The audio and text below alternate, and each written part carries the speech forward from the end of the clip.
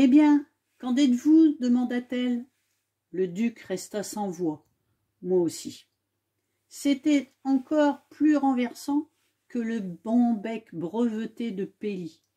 Du dernier étage, la girafe se mit à chanter une petite chanson, si doucement que j'entendais à peine les paroles. Si ma mémoire est bonne, voilà à quoi elle ressemblait. Oh, haut, jusqu'au dernier étage, je hisse mon cou, n'en déplaise aux nuages. Le pélican, son énorme bec rempli d'eau, s'envola et vint se percher sur un rebord de fenêtre à côté du singe. Alors, le gang des laveurs de carreaux entra en action. Ils travaillaient à une vitesse époustouflante. Dès qu'ils en avaient terminé avec une fenêtre, la girafe transportait le singe, suivi du pélican à la suivante. Lorsque tous les carreaux du 4e étage furent nettoyés, la girafe abaissa son cou au niveau du 3e et le travail recommença. Stupéfiant, s'écria le duc, sidérant, suffocant. Cela fait 50 ans que je ne voyais plus rien par les fenêtres. Maintenant, quand je serai chez moi, je pourrai enfin jouir du paysage. Soudain, les 3 laveurs de carreaux s'arrêtèrent net, pétrifiés contre le mur. « Que leur arrive-t-il » me demanda le duc.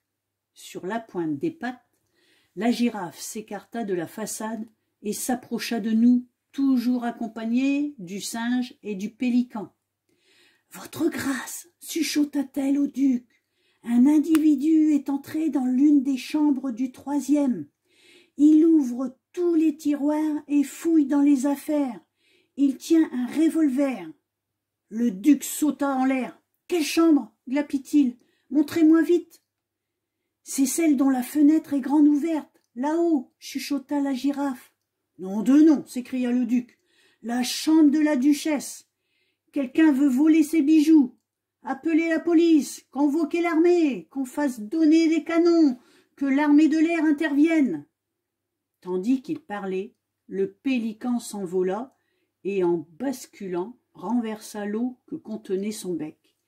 Puis il fit coulisser la partie supérieure de son bon bec breveté et se tint prêt à agir. « Que fabrique ce stupide oiseau » aboya le duc.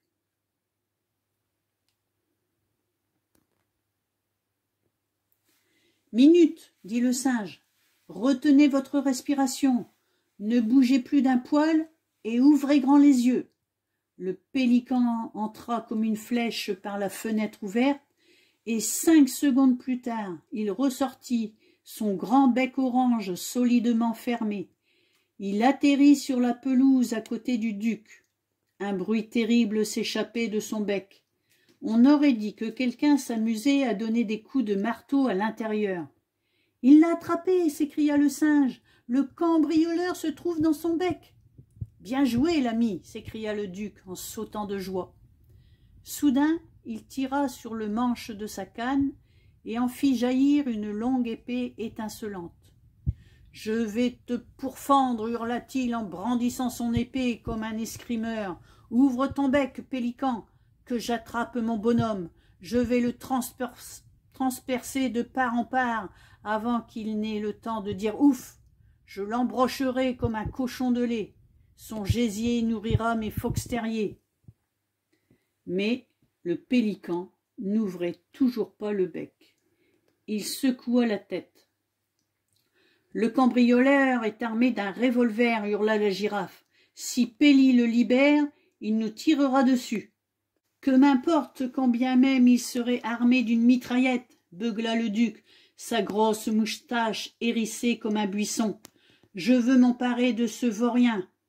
Ouvre, pélican, ouvre !» Soudain, bang, nous entendîmes une formidable détonation. Pélie fit un bond de 2 mètres, le duc également. Attention, s'écria le duc, en reculant rapidement. Il tire pour se frayer un passage. Et, pointant son épée en direction du bec de Pélie, il ordonna. Fermez le bec, l'ami, fermez bien le bec, sinon c'en est fini de nous. Secoue-le, Pélie, cria la girafe. Fais cliqueter ses os, donne-lui une bonne leçon. Le pélican se mit à agiter la tête si vite qu'on ne lui voyait plus le bec. À l'intérieur, le bonhomme devait se sentir battu comme les œufs pour une omelette. « Bien joué, Pélie !» s'exclama la girafe. « C'est du beau travail. Continue, ça l'empêchera de tirer. » À cet instant, une dame à la poitrine opulente et aux cheveux d'un roux flamboyant surgit de la maison en vociférant. « Mes bijoux, on a volé mes bijoux, ma tiare de diamants, mon collier de diamants, mes bracelets de diamants, mes boucles d'oreilles de diamants, mes bagues en diamants, ils ont tout emporté, ma chambre a été mise à sac. » Sur ce, cette imposante dame qui 50 ans plus tôt avait été une célèbre cantatrice se mit à chanter. Sur la mer calme voguent mes diamants, mes brillants volets, mon chagrin est grand. Nous fûmes si impressionnés par le coffre de cette dame que nous nous mîmes tous à chanter en chœur avec elle, excepté le pélican qui fermait le bec. Sans mes chers diamants, je suis une orpheline. Sans mes précieux brillants, je ne suis qu'une enfant. Du calme, Henrietta, dit le duc. Désignant le pélican, il poursuivit. Cet oiseau remarquable a brillamment réussi à capturer le cambrioleur. Le vaurien se trouve dans son bec. La duchesse dévisagea le pélican de ses yeux ronds, à quoi Pélie lui répondit par un clin d'œil. « S'il est à l'intérieur, s'écria la duchesse, laissez-le sortir. Vous pourrez l'embrocher sur votre fameuse épée. Mes diamants, je veux mes diamants. Ouvrez votre bec, l'oiseau. » « Non, non, protesta le duc, le voleur a un revolver, ce serait trop dangereux. » Quelqu'un devait avoir appelé la police entre-temps, car 4 voitures des brigades spéciales arrivèrent à toute allure dans un hurlement de sirène. En quelques secondes, les policiers nous cernèrent. « Le coupe-jarret que vous cherchez est enfermé dans le bec de cet oiseau, » annonça le duc. « Tenez-vous prêt à l'arrêter.